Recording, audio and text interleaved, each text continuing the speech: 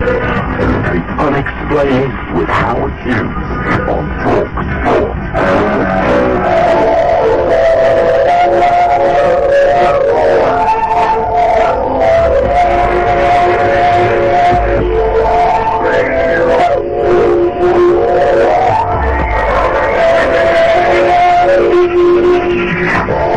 And for 52 weeks we've been chronicling the crazy, the bizarre, the strange, or the just plain damn odd here on this program. My name is Howard Hughes, and it's good to have you along. Let me tell you, we're going to be looking at some of your communications to this show over last week in, about 40 minutes or so from now. Now, the last hour we talked about the threat from asteroids, and the staggering story of UFOs and alien activity, amphibian aliens in the Caribbean off an island called Vieques. This hour we go back to 42 years ago this week, and how Dallas radio station KLIF covered one of the biggest events of the 20th century.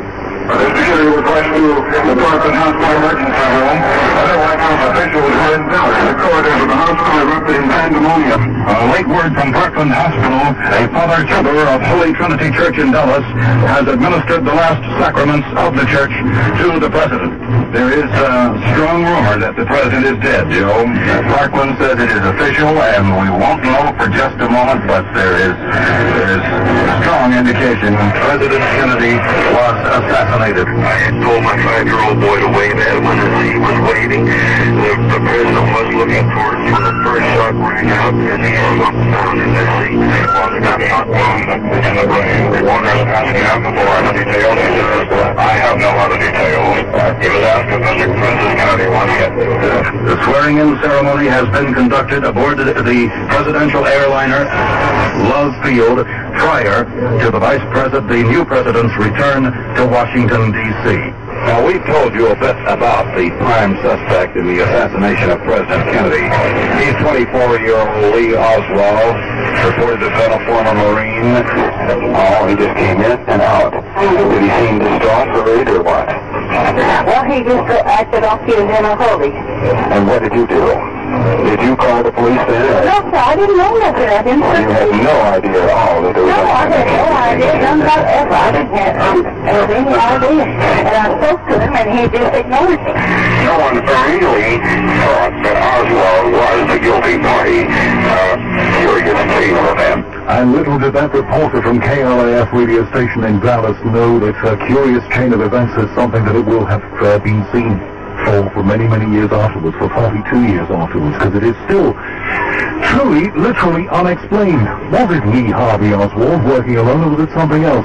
John F. Kennedy, shot on that day on the Stemmons Freeway in Dallas, was a reformer, visionary, a man ahead of his time, but he was shot and killed by gunman police. Said anyway, and later investigations confirmed acted alone. An oddball called Lee Harvey Oswald. One of the bits of audio you just heard there, I cut that all together, so we lost a lot of time there just to compress it into 2 minutes. One of them was his landlady, who said that he just came in, didn't speak too much. He was a loner, an odd man. For these last 40-odd years, there are people who don't and won't buy the theory that Lee Harvey Oswald just did this because he lived in the Soviet Union and had an affinity with Cuba and did it off his own back. These people have their own, and as the years have gone by, their own theories, and these theories have multiplied, and as the witnesses have died or forgotten, the conspiracy theories go on. They keep rolling like a snowball down a mountainside. Now, in 2005, they're really sure what is fact and what is fiction, because there is so much time elapsed now. Many of the people are not around anymore. They have died, or slowly dying off, or whatever. If you type the words JFK assassination into Yahoo, which I did earlier today, you get 122,000 references, 122,000 sources. Well, coming soon on this program, we're going to talk to the author Lamarr Waldron, who has his own particular take about how JFK died. He believes it's a definitive one. The main theories, though, seem to be, certainly in my review of some of the things I've seen on the internet and read over the years, one, JFK was killed because he wanted to get rid of Cuba's Castro, and they couldn't allow that, so they hid him in. JFK was killed by the Soviets. That one goes around. JFK was killed by the mob and all the unions because they didn't like what he was up to. He was waiting on their parade. JFK was killed because he was about to lift the lid on the alien conspiracy. If you've seen the series Dark Skies, which is currently being repeated on ITV4, that's one of the main themes in that one. And that's my favorite, but I think it's probably the least credible of all. But who knows? I even read on the internet the usual claims that Israel's Mossad had a hand in it somewhere. Isn't it funny? Whenever anything happens in the world, somebody says, oh, it was down to Mossad. So that's out there too, along with 119,999 other things that appear when you search the words JFK assassination.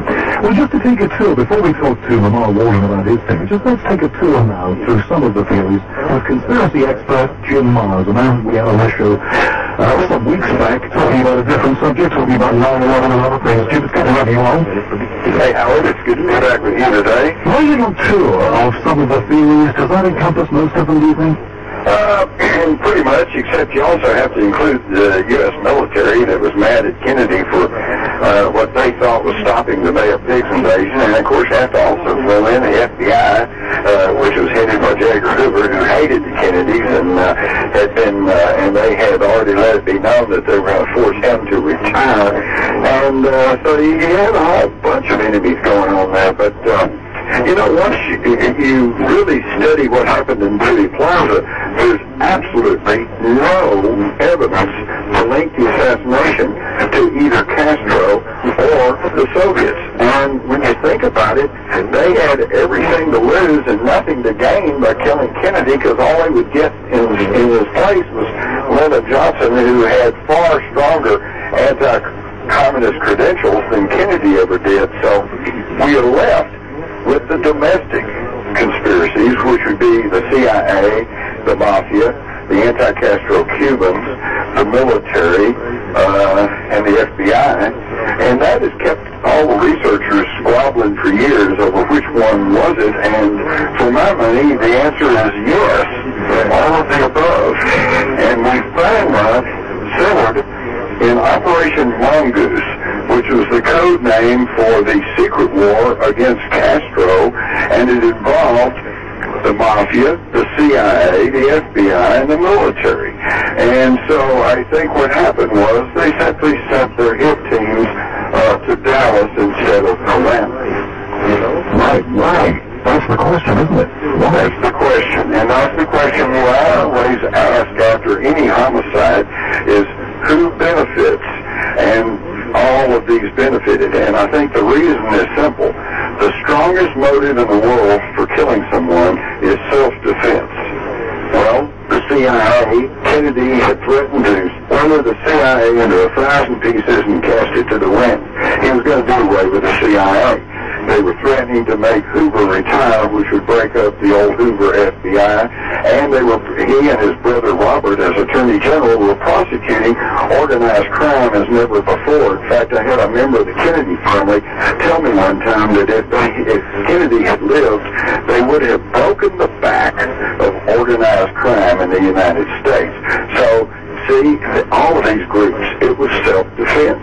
Do you think we'll ever get a definitive answer to who did this thing? Well, you know, I get asked that all the time, Howard, and I don't think you're actually asking the proper question, because the truth, what really happened, is out there for anybody who wants to study it in depth at this point in time.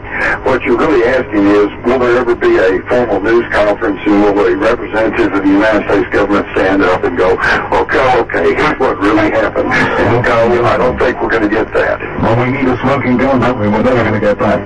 Well, we have a lot of evidence, though. The main thing is this.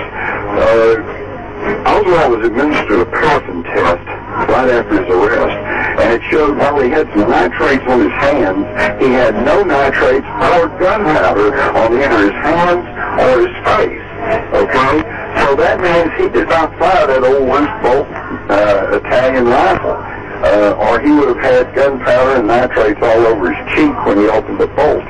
He also was able to properly identify two employees of the Scuba Depository that were in the downstairs lunchroom, and how could he have done that unless he was there to see them? We also have lots of other evidence, in fact, an overwhelming amount of evidence to show that Lee Oswald was working for the CIA. This has been clearly and irrefutably proved, particularly by John Newman's book, Oswald the CIA, using internal CIA message traffic. Oswald was working for the CIA prior to the assassination. So once you understand that Oswald did not commit this act alone, you're into the area of conspiracy. And once you understand there was conspiracy, then you understand that this conspiracy has been covered up, hidden by the federal government of the United States for 42 years. Well, we've got a man coming on very soon who's got another take on it. Listen, Jim Myers, thank you so much for that. And the one thing that we sort of know, or do we, that Lee Harvey Oswald didn't do it. But there again, if you watch the documentary that I know the BBC did about 2 years or so ago, they did a lot of scientific testing, and the world's most advanced computer regeneration of what happened on Stemmons Freeway in Dealey Plaza back all those years, 42 years ago, and they showed that a bullet from the Texas Book Depository was fired, and the angles were right for it to have been Lee Harvey Oswald. So you see what we're getting into here? We're going to get into something else in just a moment, though, with a theory that you won't have heard from Lamarr Waldron here on the Unexplained at talkSPORT.